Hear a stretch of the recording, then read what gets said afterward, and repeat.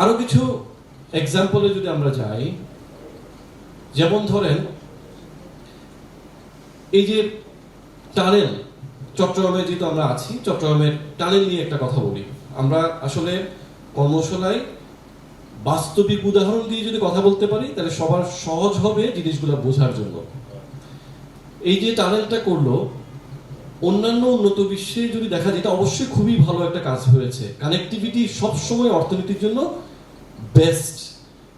Logistics connectivity ছাড়া, যোগাযোগ ব্যবস্থা ছাড়া কোনো উদ্যোগই সফল হবে না, এটা একদম প্রথম শর্ত। সো যে কানেক্টিভিটি হয়েছে নদীর এই পার ওপার, এটা একটা বিশাল সম্ভাবনার দ্বার খুলে দিয়েছে। ভুলটা হয়েছে কোথায়?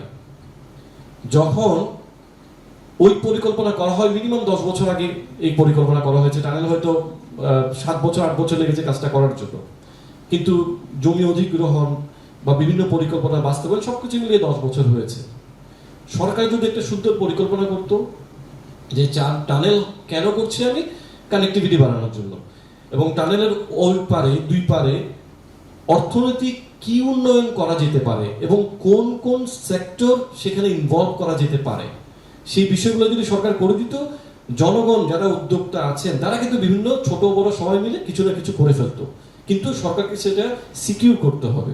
ওইখানে যেটা হলো, টানেল যখন করা হচ্ছে আশেপাশে দেখা গেল বড় বড় কোম্পানিগুলো সব জায়গায় কিনে দাম বাড়িয়ে দিল, এবং এই 10 বছরে যেখানে অনেক ব্যবসা দাঁড়িয়ে যেতে পারত, একটা ব্যবসাও দাঁড়ায় নেই। তাহলে যে এই যে এত হাজার কোটি টাকা ইনভেস্ট করে একটা কানেক্টিভিটি বাড়ানো হলো, অন্য দেশে কি করতো? আমরা চায়নার এক্সাম্পল বারে বারে দিব, কারণ চায়না আমাদের কাছে সবচেয়ে বড় উদাহরণ যে সাকসেসফুলি অর্থনীতিতে 1 নম্বরের দিকে এগিয়ে যাচ্ছে, এবং প্রতিটা বড় বড় দেশ তার উপর ডিপেন্ডেন্ট। তারা যখন কোনো একটা স্যাটেলাইট সিটি বা কোনো একটি কানেক্টিভিটি বাড়ায়, আশপাশের সবকিছু তারা ডেভেলপ করে ফেলে।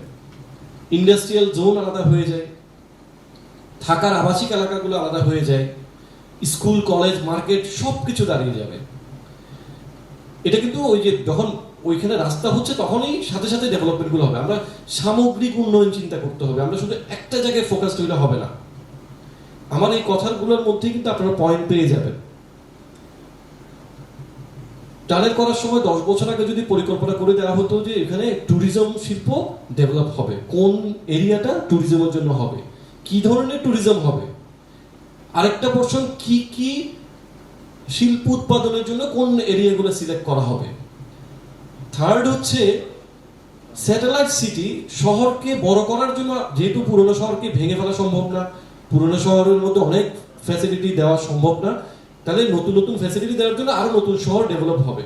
কারণ আমাদেরকে ভাবতে হবে, আমাদের অনেক জায়গা, যেমন চায়না বলি, অস্ট্রেলিয়া বলি, আমেরিকা বলি, ওদের অনেক বড় দেশ, কিন্তু অনেকগুলো জায়গা কিন্তু মানুষ থাকতে পারে না।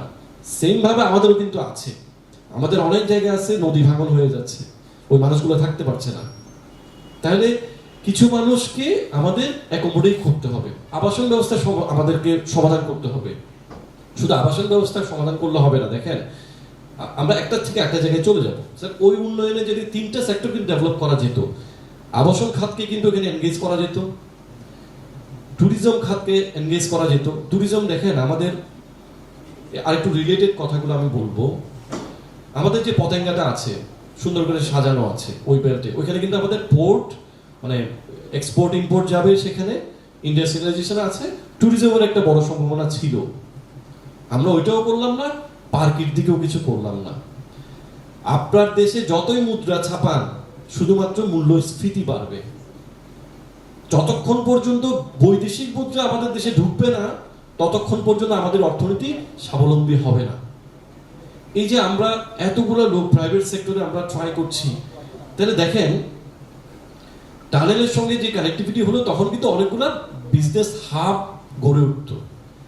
আমাদের যে উদ্যোক্তারা, তারা আইডিয়া পান না, তরুণরা বা যারাই আছেন তারা করেন কি, কেউ চাকরি করেছেন, একটা সঞ্চয় করেছেন, বা কোনোভাবে সেই টাকা ম্যানেজ করতে পেরেছেন, তাদের মাথায় কি আসে, প্রথমেই একটা রেস্টুরেন্ট দিতে হবে, একটা শেয়ার বাজারে বিনিয়োগ করতে হবে, অথবা কিছু আরেকটু বেশি টাকা হলে বন্ধু বান্ধব মিলে একটা